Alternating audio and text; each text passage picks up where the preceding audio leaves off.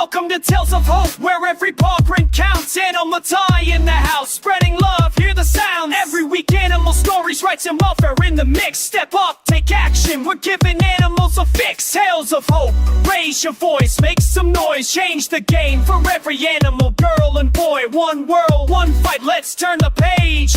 A future for the voiceless, bring hope to center stage. A very good morning, a good afternoon, and good evening to everybody and all our listeners around the world.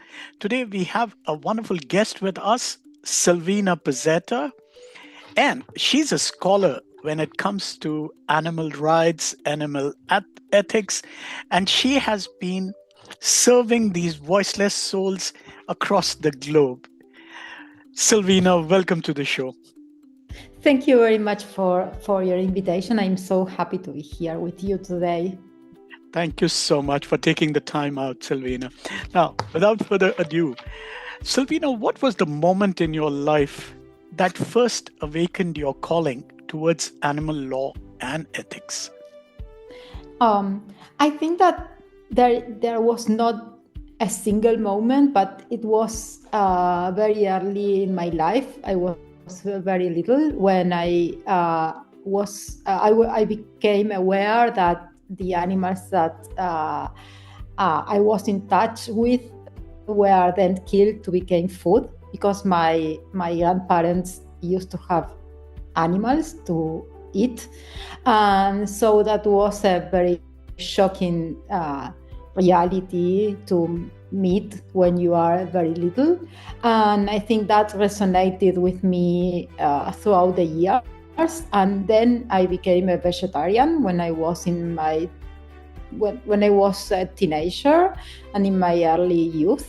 It was a very strange thing to do at that moment in Argentina. So I didn't know any other vegetarian people in my family or in my social life, and so I unfortunately quit because it was very difficult to maintain that decision for health reasons.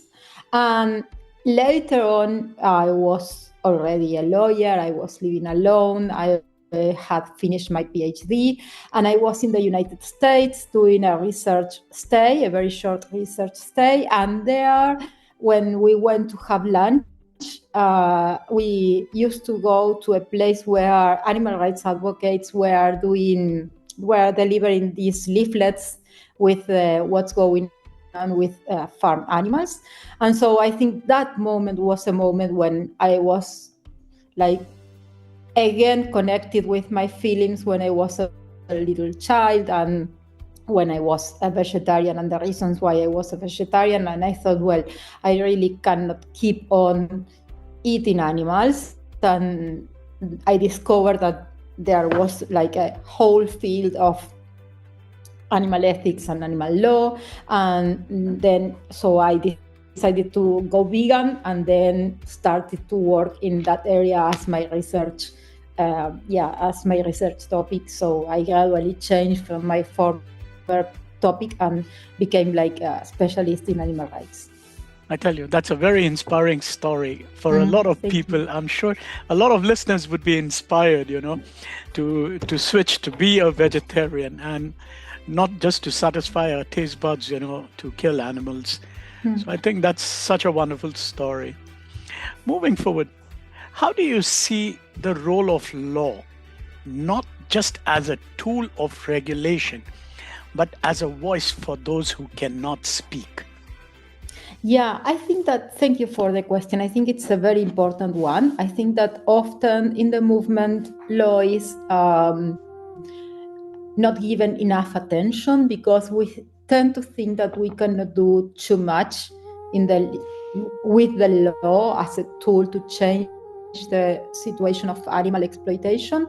But I think that law is key in this regard that you mentioned, that at a symbolic way, it gives animals the recognition that their interests at least are taken into account. So I think that law can only do very small, can guarantee very small changes for animals right now, because we live in societies that depend on animal exploitation. But nevertheless, law is very, very important, because all social movements throughout history in the end relied on law and legal changes to reach to their final goals. So I think that we should be paying more attention to what we can do with the law for the animals, even when these changes are not the great changes that we are expecting to see. The law is still very, very important. I'm sure, because even recently, if you would have been following in India, we had a big movement happening in the capital city, where some of the judges passed a law that was a draconian law sort of thing, and they had to reverse it because they saw the people coming on the streets and fighting for these beings who cannot, or souls that cannot speak for them. And finally the law had to make way for them. But yes, it's still a long battle, I understand, for all of us out here. Yes. Yeah. Many argue that animal rights are still seen as secondary in law. What is the most urgent legal reform the world needs for animals today? Well, I think that the only reason why it's considered a secondary thing in law is because we are still thinking about humans as the most important beings in the universe. That's so true. Yeah, that's the reason. And of course, we who are working in animal rights do not believe that humans are the supreme beings. We are among a lot of living creatures. And what's important here is that there are other fellow creatures that have the same ability to suffer, and they are interested in continue living and in not being harmed. And I think that's the key point. And in that regard, animal rights are not secondary to anything else. The thing is that I don't think there is a single one thing that is the most important one, because when it comes to animals, we are dealing with a lot of different species and a lot of different kind of relationship with animals. So it's not the same, the kind of responsibility and relationship we have with animals that are here among us because we raise them to be here. Like, for instance, animals that we used to eat, like, I don't know, pigs, chickens, cows, depending on the country. You will find different kind of species. And there is another kind of relationship with animals that are living in the wild, affected by our decisions, but not in the same way as domesticated animals are. So I think that it's very difficult to find one solution. Of course, the ideal is to end exploitation, but again, there are many ways in which we are damaging animals that are not necessarily exploitation. And of course, for some species, exploitation is the key or the most crucial or vital thing that we should be stopping now. So for some scholars or advocates, it is ending factory farming, and I agree with that. But I also, because I come from a country where intensive farming is, depending on the species, not the norm. I know that not intensive farming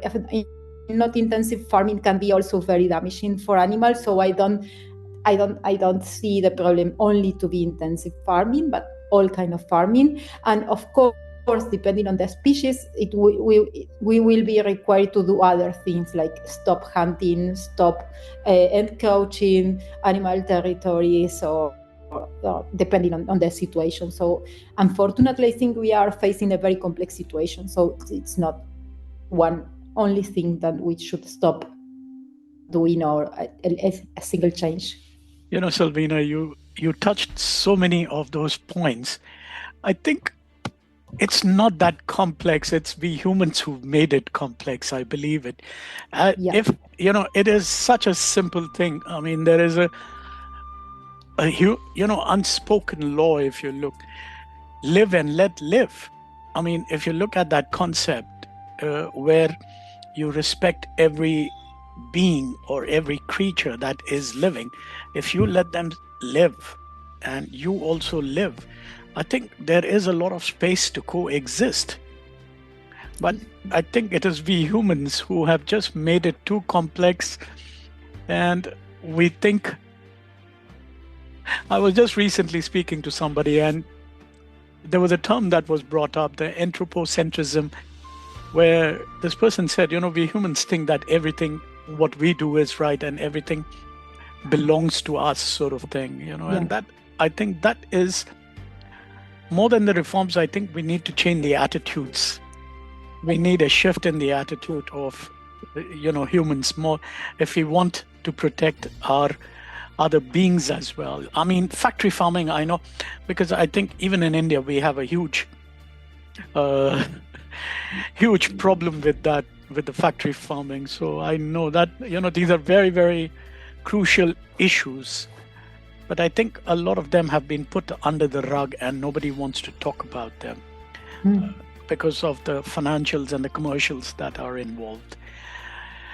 Anyways, now, in your journey, where do you see the intersection of ethics, compassion, and law most powerfully influencing change?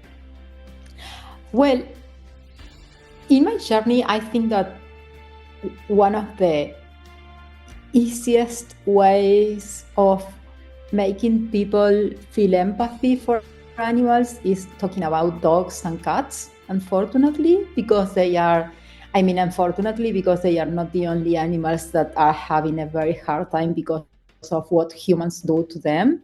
But I think that those cases, the cases that involve cruelty against a dog or a cat, are the kind of cases that raise like the public outrage. And I think those are the easy cases. So you can go to a judge and get some kind of like hard punishment for the person involved in that kind of cruelty cases.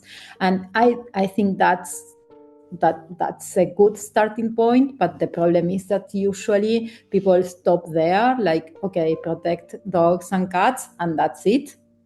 But I think that it depends on how creative are we who are working on animal rights to make them think beyond cats and dogs and help them see, well, you are so annoyed by this, but this is what happens to millions of other animals that are the same as that they want to live like dogs and cats, and they are suffering also all kind of horrible harms. And so I think that's like the first step to start like discussing with the public who are not aware of what's going on with animals. You rightly said it starts with dogs and cats. For me, even, I'll tell you honestly, when I started, it was because of the dogs that I used to take care of. They were going through a lot of harsh, and they were put through a lot of cruelty. But you know what you also mentioned, that there are certain places I know outside India, the laws are much stricter when it comes to, animal cruelty. But I'm so sorry to say that, but in India, we're still in a very pathetic state. So, changing that also, I think, like you said, that's the starting point. I mean, if you look at the cruelty that happens, what you mentioned, look at the cruelty that goes to the cows that happens in India in terms of, the farming that is happening with them. They are totally exploited. Then you come to even chicken farming. I mean, if you look at the pathetic state that we have in India, it's absolutely, we don't have words even to talk about it. Yeah, exactly. And I think it's not a problem of India or Argentina. I think it's the problem. It's the same problem in every country, with, of course, the differences according to the context. But I think exploitation is exploitation everywhere. everywhere, and the way it's done is very similar. With, of course, there are differences in scale and maybe technology, but cruelty is everywhere. The same kind of cruelty we find, and even though there are some countries that are supposed to be better for animals, like typically you may think, well, in Europe things are really better because they have like a stronger legal protection and animal welfare laws. And then when you start like doing your research on what the animal rights advocates are investigating there, the news, the undercover investigations, and you realize that in the end it's the same. And the same, for instance, in a country like Argentina, that we have a lot of very, very interesting and important decisions recognizing animals are subjects of law or legal persons with rights and blah blah blah blah. And then you have recently an undercover investigation showing that they are still insensitizing. I don't know if I'm saying it okay. I think it's okay. Yeah, like cows with a hammer, which is forbidden by law since 1977, I think. So imagine like almost 50 years, and they are still doing that. So I think that for animals, the whole world is really a kind of hell because of us, basically, because we did this to them. I know. It's a sad state. Now, having worked across Argentina, Germany, and the US, and now Italy, how do different cultures perceive and legislate animal laws? Well, I think it's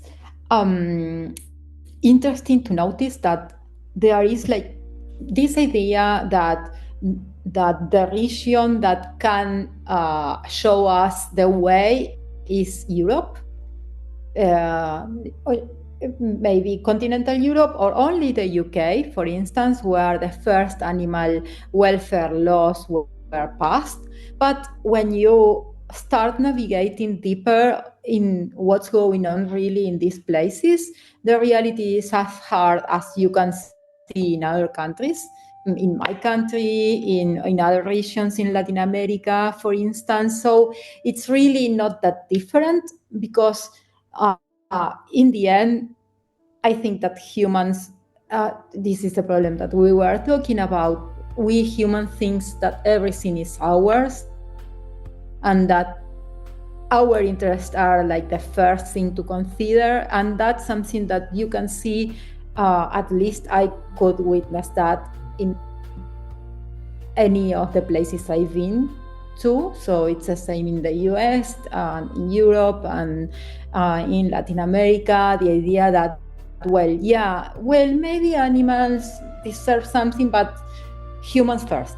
So, and then starts a lot of kind of excuses like, but humans, but human rights, but human poverty. But now we have, unfortunately, witnessing wars. So now again, we have a new thing to worry about before worrying about animals, because, but look, the wars that we are having right now. So again and again, the same kind of pattern. So that's my experience. So I'm always like kind of waiting for a new kind of argumentation against animal rights that could surprise me, in the sense that, this is something we should be paying more attention to. But in the end, it's always the same. Like, but humans. And that's it. It is very surprising what you mentioned, that we humans have become, that supremacy that we're trying to achieve sort of thing, and least regard for all the other beings that are there on the planet.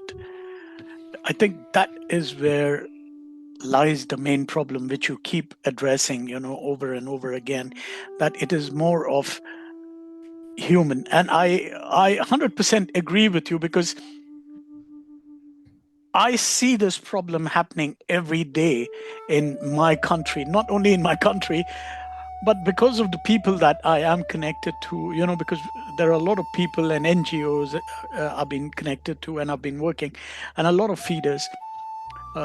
Okay, these are people, at the moment, most of them are doing with dogs and cats, but with the kind of cruelty that is happening, it has graduated not only from the animals, now it is even affecting the humans, because what has happened is people who are feeding even these animals are getting beaten up.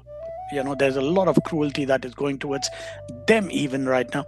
And that is something, when you look at and you realize that somewhere along the line, I think we have lost humanity or being humane.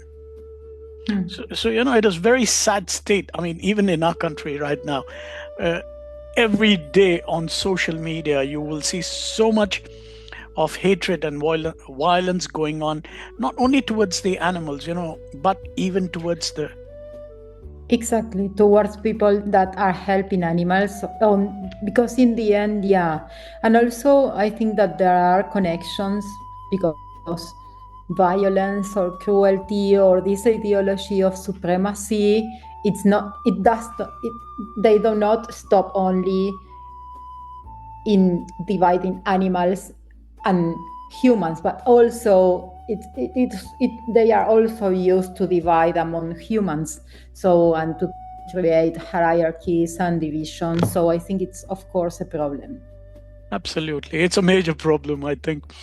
Now, what can countries in global south teach the global north about the empathy for animals and vice versa? Yeah, I think that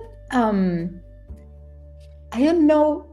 I think that for us, that we are like kind of constantly like kind of having this idea of, well, in other countries must be better, or we have to learn from most developed countries.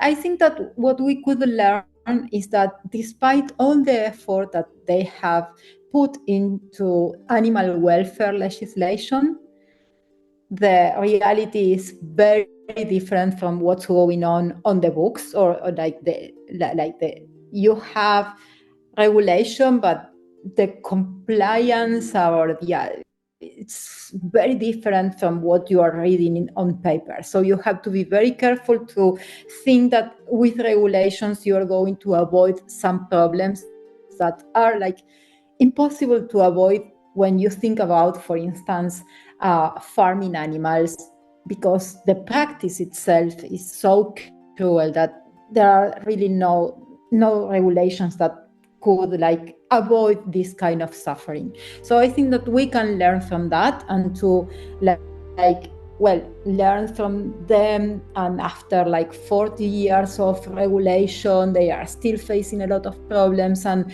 we can learn from them.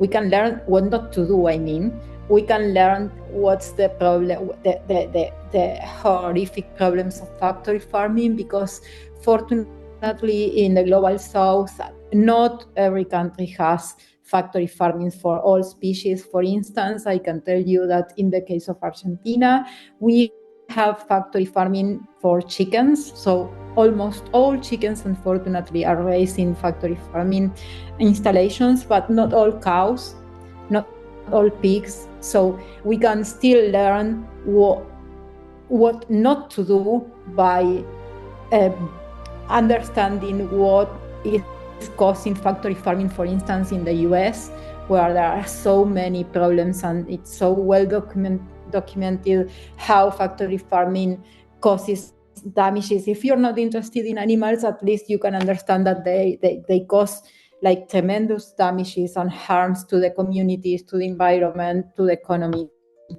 So we can learn from that.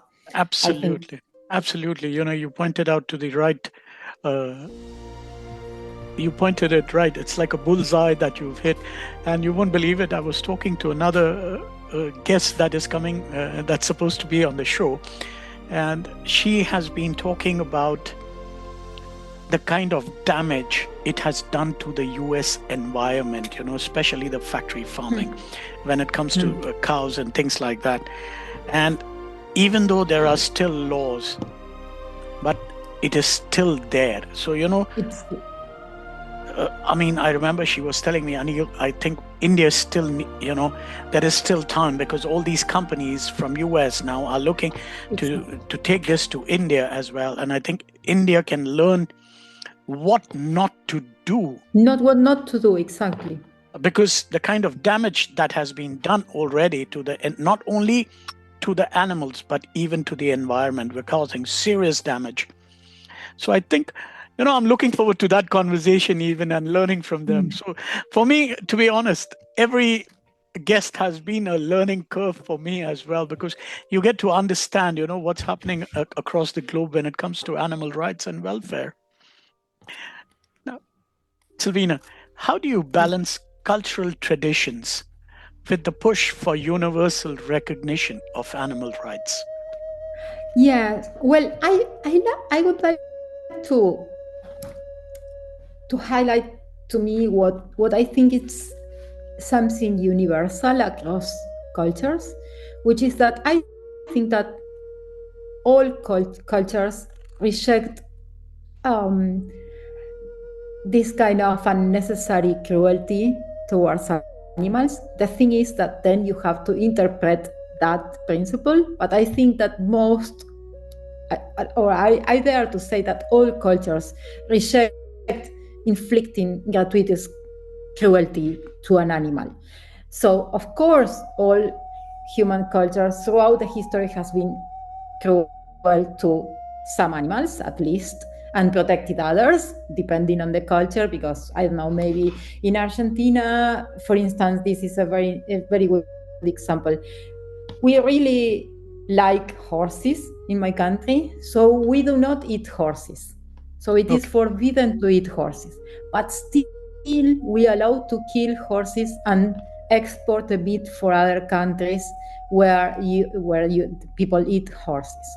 So there is this kind of taboo. So, and I think that reflects that, well, there is this idea that there are certain things that you cannot do to an animal, and that I think is universal. But the problem is that, of course, depending on the time and the place, that is interpreted and filled with different kind of contents. So I think that is not really a problem, and that every culture is rich enough so that if you are only asking to stop some kind of practices, you are not going to put in danger the whole culture, because even, for instance, for a country like Argentina that is so associated with eating meat and asado and cows and el gaucho, with the horse and with the cow.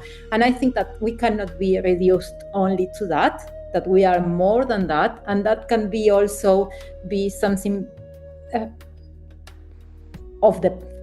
that was the past of the country, that is in the history of the country, and we can change that. And I don't think that's the kind of something very dangerous for continue with your identity or your tradition, and it's compatible with this idea that I think we all cherish, that being cruel to animals, it's something that we really reject. Even if you, for instance, pay attention to things that are really very cruel, like hunting, and you talk with hunters or read about their ethic codes, because they think they are doing the things in a way that are ethical. They have rules. They cannot do whatever they want. There are things that they themselves consider cruel, and that things that they cannot do, or they cannot hunt in certain seasons because because animals are having their raising their families, so they cannot hunt. So I think that idea of avoiding unnecessary cruelty is there, is part of humanity. And I think we should really take that into consideration and take it very seriously and interpret it in a novel way without relying on human supremacy. You pointed out very important thing during your conversation that in Argentina, they don't kill horses to eat, but they kill horses for export. Now, if you take the similar example and I turn it around the tables to India, in India, cow is supposed to be holy. You know, it's supposed to be a form of one of the Indian deities, Shiva. And the sad part to this whole thing is India is the second largest exporter of beef meat, to the world. So to be honest, at times, what you rightly said, it is, even though as per the culture, I mean, if you look at most of the, not most, I would say, 100% of the Hindus would never eat a cow meat because it's holy. But at the same time, if you look at it, we give it a blind eye that we are the second largest exporter of beef meat. At the end of the day, aren't we still being cruel to cows who are supposed to be holy for us?